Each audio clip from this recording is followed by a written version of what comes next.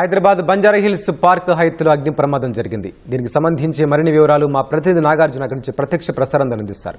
హోటల్లో స్వల్ప అగ్ని ప్రమాదం సంభవించింది. మనకు వెనక కనిపిస్తున్నటువంటి పార్క్ హైత్ హోటల్లో మొదటి అంతస్తులో ఉన్నటువంటి ఒక స్టీమ్ సంబంధించినటువంటి ఒక రూమ్లో ఈ షార్ట్ సర్క్యూట్ కారణంగా అగ్ని ప్రమాదం సంభవించినట్టు ప్రస్తుతం మనకి సమాచారం అందింది. అయితే దీనికి సంబంధించి పొగలు రావడంతో వెంటనే అగ్నిమాపక సిబ్బందికి సమాచారం అందించారు. ఇక్కడికి చేరుకున్నటువంటి ఫైర్ సిబ్బంది వెంటనే మంటలు అదుపు చేశారు.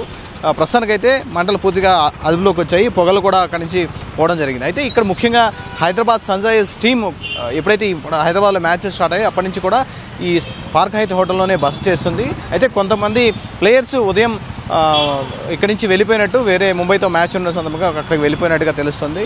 సో ప్రస్తుతానికైతే ఎలాంటి ప్రమాదం లేదు.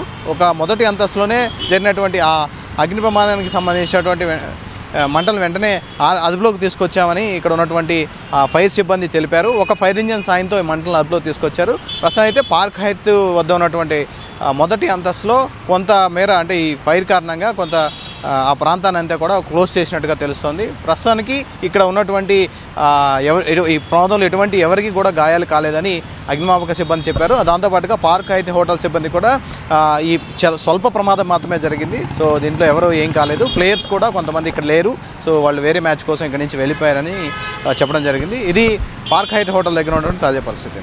ఓటు